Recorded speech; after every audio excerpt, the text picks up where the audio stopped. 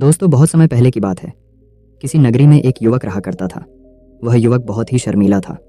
वह इतना शर्मीला था कि जब भी उसके सामने कोई नया व्यक्ति आ खड़ा होता तो वह उससे बात तक नहीं करता था। यहाँ तक कि जिन्हें वह जानता था, पहचानता था, उनसे भी बात करने में उसे बहुत शर्माया करता था। वह उनसे भी ठीक से बात नहीं कर पाता था और अपनी इस समस्या के कारण वह खुद ही बहुत परेशान रहता था, क्योंकि वह अपने जीवन में कुछ कर ही नहीं पा रहा था। धीरे धीरे समय बीतता गया और समय बीतने के साथ साथ उस युवक की शर्माने की आदत भी बढ़ती चली गई, जिसके कारण वह अत्यधिक निराश रहने लगा, परेशान रहने लगा, चिंतित रहने लगा। उसे यह समझ नहीं आ रहा था कि वह अपनी इस समस्या से किस तरह से छुटकारा पाए। उसके घर वाले भी अब उसकी इस समस्या को लेकर बहुत चिंतित रहने लगे थे। वे सोचते थे, इसका क्या होगा, यह अपने जीवन में कुछ कर पाएगा भी या नहीं। जब भी वह कहीं पर काम के लिए जाता तो लोग उसके इस सीधेपन का फायदा उठाते, उसे परेशान करते। वह कुछ ज्यादा कह नहीं पाता था, जिसके कारण उसे कोई कुछ भी कह देता और वहां से चला जाता है। इन्हीं सब कारणों की वजह से उसका मन कहीं भी किसी भी काम में नहीं लगता। वह हर काम को कुछ ही दिनों में छोड़ दिया करता। उसके मन में बहुत कुछ चल रहा था। उसके मन में विचारों के तूफान उठ रहे थे। वह सबसे बहुत कुछ कहना चाहता था, लेकिन अपनी इस आदत के कारण वह किसी से कुछ नहीं कह पा रहा था। वह अंदर ही अंदर घुटता जा रहा था। सारे विचार, सारी बातें उसके मन में ही दबी पड़ी थीं। लेकिन कभी भी वह किसी से भी अपने मन की बात नहीं बताता था। जब छोटा सा बच्चा था तब उसे लोग बहुत पसंद करते थे। उसकी इस आदत को भी लोग सराहते थे। लेकिन इसी आदत की वजह से जब वह बड़ा हो गया, युवा हो गया, तो इसी आदत के कारण उसे अपना जीवन जीने में भी अत्यधिक परेशानियां उठानी पड़ रही थीं। और वह युवक भी अपनी इस गलती के कारण बहुत परेशान रहता। अपनी इस एक आदत से छुटकारा पाना चाहता था। वह चाहता था कि वह लोगों से अपने मन की बात खुलकर कह पाए। जो कुछ करना चाहता है, जो कुछ कहना चाहता है, वह सबसे वह खुलकर कह सके, कर सके। लेकिन जब भी कोई दूसरा उसके सामने आता तो उसकी जुबान मानो खुलती ही नहीं। यहाँ तक कि वह अपने माता पिता के सामने भी ठीक से बात नहीं कर पाता था। केवल उसके कुछ मित्र थे जिनसे वह अपने मन की बात कर पाता था। जब भी वह किसी बात का जवाब देता तो लोग उसकी हंसी उड़ाते थे, उसका मजाक बनाते। लोग कहते हैं कि आज तो तेरे मुंह में भी जबान आ गई है। यह समस्या दिन ब दिन बढ़ती चली जा रही थी और इस समस्या के कारण अब उसके पिता भी अत्यधिक चिंतित रहने लगे थे। वह चाहते थे कि उनका बेटा भी दूसरों के सामने अपने मन की बात रख सके। लेकिन एक दिन जब अपने उस बेटे को दूसरों के सामने शर्मिंदा होता हुआ देख रहे थे, तभी उन्हें बहुत क्रोध आया और वह अपने बेटे को खरी खोटी सुनाने लगे। उन्होंने उसे इतना डांट दिया कि वह युवा लड़का अत्यधिक क्रोधित हो गया और वहां से बिना कुछ कहे वहां से चला गया। शाम हो चुकी थी और अब तक उनका बेटा घर नहीं लौटा था। माता और पिता दोनों बड़े ही चिंतित थे। वे अपने बेटे को वापस घर पर देखना चाहते थे, लेकिन युवा लड़का तो भागते भागते पहाड़ की चोटी पर जा पहुंचा था। वह वहां से नीचे की ओर झांक रहा था और ईश्वर से कह रहा था, हे भगवान, आपने मुझे ऐसा क्यों बनाया? लोग मेरा मजाक उड़ाते हैं, लोग मेरी हंसी उड़ाते हैं। जब मैं इस दुनिया में अपने मन की बात रख ही नहीं सकता, मैं किसी से कुछ कह ही नहीं सकता, तो फिर मैं इस जीवन को जी कर क्या करूंगा?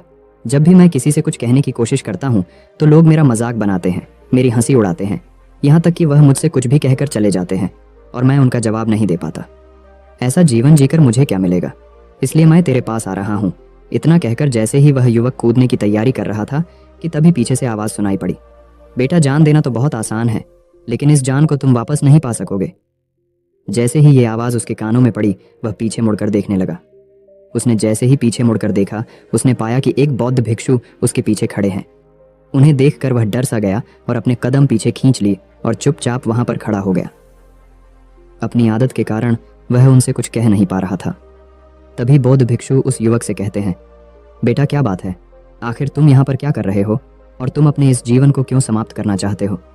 ये अनमोल जीवन बहुत कम लोगों को नसीब होता है और तुम्हें यह जीवन व्यर्थ लगता है। इस पर वह युवक कहता है, नहीं नहीं, कुछ नहीं, मैं तो बस यहाँ पर खड़ा होकर देख रहा था। तभी बौद्ध भिक्षु उस युवक से कहते हैं, बेटा, मैं जानता हूँ कि तुम यहाँ पर क्या करने आए थे। तुम मुझसे कुछ नहीं छुपा सकते, लेकिन मैं चाहता हूँ कि तुम अपनी समस्या मुझसे खुद बताओ, तभी मैं उसका समाधान तुम्हें बता पाऊंगा।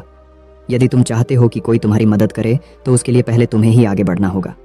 यदि तुम चाहते हो कि मैं तुम्हारी समस्या का समाधान करूं तो तुम्हें मुझे अपनी समस्या बतानी होगी, वरना मैं कुछ नहीं कर सकूंगा। उन बौद्ध भिक्षुओं की यह बात सुनकर वह युवक कहता है, नहीं नहीं, मैं ठीक हूँ, मैं सच कह रहा हूँ। उस युवक की यह बात सुनकर बौद्ध भिक्षु उस युवक से कहते हैं, ठीक है बेटा, यदि तुम नहीं चाहते कि मैं तुम्हारी मदद करूं तो कोई बात नहीं, मैं तुम्हारी बात पर विश्वास कर लेता हूँ। लेकिन तुम्हें भी मेरी एक बात पर विश्वास करना चाहिए कि मैं तुम्हारी मदद के लिए ही यहाँ पर आया हूँ। तुम चाहो तो तुम अपनी समस्या मुझे बता सकते हो और मैं तुम्हारी इस समस्या का समाधान भी अवश्य करूंगा। इसका जवाब देते हुए युवक उन बौद्ध भिक्षु से कहता है, नहीं नहीं, मैं ठीक हूँ, आप जाइए। इस पर वह बौद्ध भिक्षु उस युवक से कहते हैं, ठीक है बेटा, यदि तुम चाहते हो कि मैं यहाँ से चला जाऊँ तो मैं यहाँ से चला जाता हूँ, लेकिन मेरी एक बात याद रखना, मेरे जाने के बाद मैं तुम्हारी कोई मदद नहीं कर पाऊंगा और हो सकता है कि तुम्हारी मदद के लिए कोई और आगे भी ना आए। इतना कहकर बौद्ध भिक्षु पीछे की ओर मुड़े और अपने मार्ग में आगे बढ़ने लगे। वो युवक वहीं पर खड़ा होकर ये सब देख रहा था। जैसे ही वह कुछ दूर पहुंचे तभी उस युवक ने जोर से आवाज लगाई, गुरुदेव, मेरी समस्या बहुत बड़ी है, क्या आप उसका समाधान कर सकेंगे? क्या आप मुझे उसका समाधान दे सकेंगे? यह सुनकर बौद्ध भिक्षु वहीं पर खड़े हो गए और पीछे मुड़कर उन्होंने उस युवक की बात का जवाब देते हुए कहा, बेटा, इस दुनिया में कोई भी ऐसी समस्या नहीं है जिसका कोई समाधान ना हो। यदि तुम मुझे अपनी समस्या बताओगे तो मैं उसका समाधान अवश्य करूंगा। तभी वह युवक उन बौद्ध भिक्षु से अपनी समस्या बताते हुए कहता है, गुरुवर, मेरी एक बहुत बड़ी समस्या है कि मैं शर्मिला हूँ, जिसके कारण मैं किसी से कोई बात नहीं कर पाता। यहाँ तक कि मैं अपने मन की बात भी किसी को नहीं बता पाता। जब भी मैं किसी से बात करने की कोशिश करता हूँ तो लोग मेरा मजाक उड़ाते हैं, मेरी हंसी उड़ाते हैं। जब भी मुझे कोई खरी खोटी सुनाता है, उल्टी सीधी बातें करता है तो मैं उनका जवाब नहीं दे पाता। मैं लोगों की तरह चालाक बनना चाहता हूँ, लोगों की तरह बातों का जवाब देना चाहता हूँ, अपने मन की बात करना चाहता हूँ। मैं इस दुनिया के साथ कदम से कदम मिलाकर आगे बढ़ना चाहता हूँ। क्या इसका कोई समाधान है? उन बौद्ध भिक्षु ने उस युवक की सारी बातें ध्यानपूर्वक सुनी और फिर जवाब देते हुए कहते हैं, बेटा, ज़रूरत से ज़्यादा शर्मीला होना, इसका अर्थ यह है कि तुम्हारे अंदर कोई डर है जिसे तुम पहचान नहीं पा रहे हो, जिसका कारण उसका समाधान करने में भी असमर्थ है। शर्म करना अलग बात है और डरना अलग। जब हमारे भीतर डर होता है तब हम कहीं भी किसी से भी कोई भी बात नहीं कर सकते। हमें चारों तरफ केवल डर ही नजर आता है और हम हर जगह से डरते ही रहते हैं। लेकिन इसे शर्माना नहीं कहते। शर्म तो बस एक हद तक तुम्हें चुप रख सकता है। फिर वह बौद्ध भिक्षु उस युवक से कहते हैं, बेटा, तुम सबसे अधिक किससे शर्माते हो? युवक इसका जवाब देते हुए कहता है, गुरुवर, मुझे अपने पिता से बात करने में बहुत शर्म आती है। मैं उनके सामने कुछ बोल ही नहीं पाता। तभी वह बौद्ध भिक्षु उस युवक से कहते हैं, अच्छा, तो ये बताओ, जब तुम अपने पिता से बात कर रहे होते हो या फिर बात करने का प्रयास करते हो तो तुम्हारे मन में कैसे ख्याल आते हैं? युवक इसका जवाब देते हुए कहता है, गुरुवर, जब भी मैं अपने पिता से बात करने का प्रयास करता हूँ तो मुझे ऐसा लगता है कि मानो मेरे पिता अभी मुझे डांट देंगे, मुझ पर क्रोध करेंगे, मुझसे नाराज हो जाएंगे और कहीं ना कहीं मुझे ये भी लगता है कि मैं कुछ गलत बात ही करूँगा। यहाँ तक कि मेरे मन में ऐसे भी ख्याल आते हैं कि शायद मेरे पिता मुझसे प्यार ही नहीं करते। परंतु गुरुवर, आप कहते हैं कि शर्म अलग है और डरना अलग बात है, तो क्या कोई ऐसा उपाय है जिससे मुझे डर ही ना हो? क्या कोई ऐसा रास्ता है जिससे मेरे अंदर का ये डर पूरी तरह से समाप्त हो जाए? कृपा करके मुझे इस समस्या का समाधान बताइए। मुझे अपने इस डर से बाहर निकलना है। मुझे लोगों की तरह अपने इस जीवन को खुलकर जीना है। उस युवक की यह सारी बातें सुनकर बौद्ध भिक्षु उस युवक से कहते हैं, जाओ और अपने पिता से कहो कि मुझे कुछ काम करना है और उसके लिए मुझे आपसे कुछ धन चाहिए। यदि तुम उनसे धन मांगने में कामयाब हो गए तो मैं तुम्हें तुम्हारी समस्या का समाधान अवश्य बताऊंगा। वह युवक काफ़ी घबरा गया। उसने उन गुरुवर से कहा, हे गुरुवर, मुझे यह कार्य न दीजिए। मैं उनसे कुछ नहीं कह पाता। उनके सामने तो मेरी बोलती तक बंद हो जाती है। मैं उनसे धन भला कैसे मांगूंगा? ये बात सुनकर बौद्ध भिक्षु उस युवक से कहते हैं, तब तो तुम्हारी समस्या का कोई भी समाधान नहीं है और ना ही तुम कभी भी अपने जीवन को खुलकर जी पाओगे। ये बात सुनकर युवक उन भिक्षुओं से कहता है, गुरुवर्ग, ऐसा ना कहे, कृपा करके मुझे कोई और कार्य बताइए। कोई ऐसा कार्य जिससे मेरे अंदर का डर पूरी तरह से समाप्त हो जाए। कोई ऐसा समाधान बताइए।